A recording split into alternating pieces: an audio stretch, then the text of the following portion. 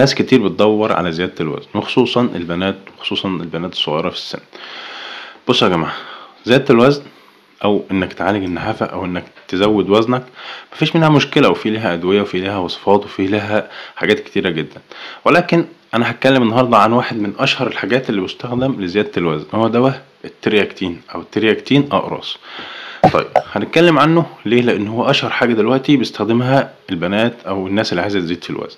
طيب قبل كده اتكلمنا ان الديكسازون او الدلتازون قلنا ان دول كورتيزون وممنوع يستخدموا في زياده الوزن، وما اعرفش مين اللي يعني فكر ان هو يستخدمهم لزياده الوزن، لان زي ما قلنا هم ما بيعملوش حاجه غير انهم يملوا الجسم ميه ويضعفوا الجسم ويضعفوا مناعه الجسم، وشفنا ده كتير واتكلمنا عنه كتير. النهارده انا هتكلم عن الترياكتين علشان اتكلم عن طريقه استخدامه والجرعه الصح لو انت بقى عايز تستخدمه. وهو الترياكتين هو دواء الحساسيه، بس ليه عرض جانبي ان هو بيفتح الشهية، فقال لك ماشي نستخدمه مفيش مشكلة بس بنظام معين. تعال اقول لك بقى على الطريقة الصح المظبوطة اللي مش هتأذيك واللي هتجيب معاك نتيجة حلوة. اول حاجة هو الترياكتين هنستخدمه اول اسبوع قرص مساء. قرص مساء ملوش علاقة بالاكل. ليه مساء؟ لان هو الدواء ده في البداية بيعمل اعراض وخم كده ونوم وبتاع يقلل الفوقان شوية، فهناخده بالليل اول اسبوع مفيش اي مشكلة. بعد اول اسبوع ناخده شهر مثلا، بعد كده صبح وليل قبل الفطار مثلا وقبل الغدا، اللي هو الوجبتين الرئيسيتين دول، اللي هو وجبة الصبح دي وجبة العصر اللي هي الغدا دلوقتي.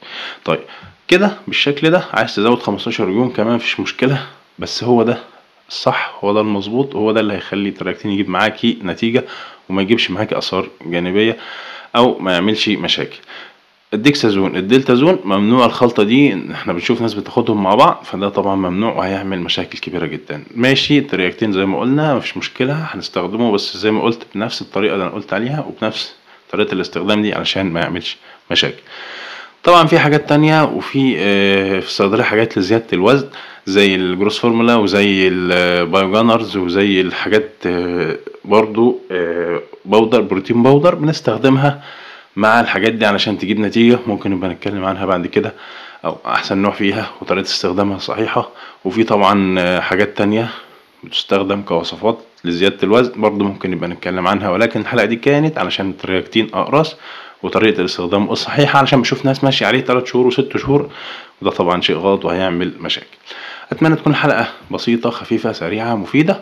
ياريت تعمل لايك للفيديو لو استفدت او استفدتي. اي سؤال يخص زيادة الوزن او النحافة سيبهولي تحت في التعليقات هجاوبك عليه ان شاء الله.